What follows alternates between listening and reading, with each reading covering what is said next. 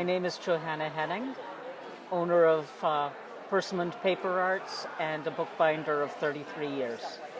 I did it with a company for 33 years. When the company closed, I kept on bookbinding because it got in my blood, and that was the end of that story. Part of it is the magic of books themselves, and then when a binding is used, it shows that book has been loved and read a lot. And when I get to rebind something, because my company was a rebinding company, to know how many hands have looked at it, loved it, traced their fingers over the letters, it connects people. You can talk to people you've never met and learn about them, learn what they see, how they see the world. And to be able to take a book that has had the cover loved off of it and the pages come loose and make the whole thing whole again is such a precious gift. I just love it. We've organized our pictures better, so I can say I need something in pink that goes with pink and has birds and flowers, and it's very easy to find exactly what we're looking for. But for the most part, the process hasn't changed, and the product is just new and fresh. Every time I get a new bright idea, I put two things down, and then I look at them and I go, hey, those go together great. And so I put them together, and sometimes people agree they go together great. The dog with the muttlocks absolutely fractures me. We know we are a dainty and pretty dog. But it's hard to choose favorites. Every so often I'm absolutely surprised. I'll make stuff and I'm in a frenzy of creativity and I'm not really thinking. And then I come back a week later, I'm like, holy smokes, I did that?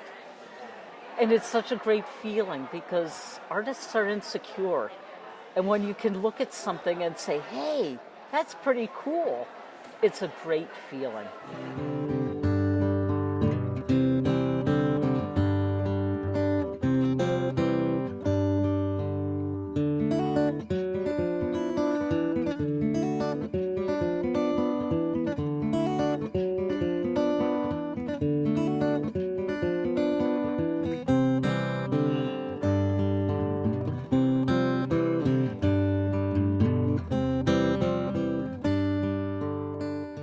Some of my favorites are when somebody brings in a children's book that they could buy for $5.95, and instead they spent at my old job an obscene amount of money to rebind it because the grandmother had touched it and read to them from it, their mother had read to them from it, and they know they're going to read to their children from it. That moves me. The others that I get to do a lot are cookbooks, and I get to see which are your favorite recipes, people. And Bibles get bound a lot. But then I've gotten some really unusual things, too. There's one time a woman for her thesis did a series of illustrations about Guatemalans, the lost.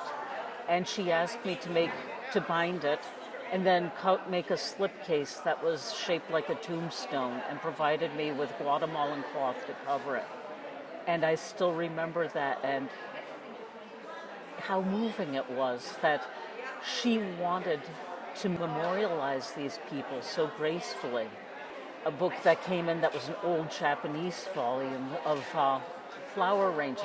Just some really odd stuff that I would never have been exposed to. And people bring in these gifts and trust me with them. Think of what you like when you're on the other side of the table when you're looking at somebody's crafts. And if you're at a craft show where people have actually made it themselves, honor it. Even if it's not to your taste, still take a look. And especially if you're another crafter, be good, kind to the other crafters you see, because you're going to see them again and again. And you'll discover eventually they've become a kind of family to you. Keep it clean, keep it neat. And if you don't take joy and pleasure in what you're making, you're not going to make it as a crafter. If you take real pleasure in what you're making, people will feel that, they'll see it, and they will come by and they will at least savor what you've done. I thank everyone who stops by my table or at least slows down when they walk by. It's always a pleasure to see people, and it's so much easier to see you when you're not a blur.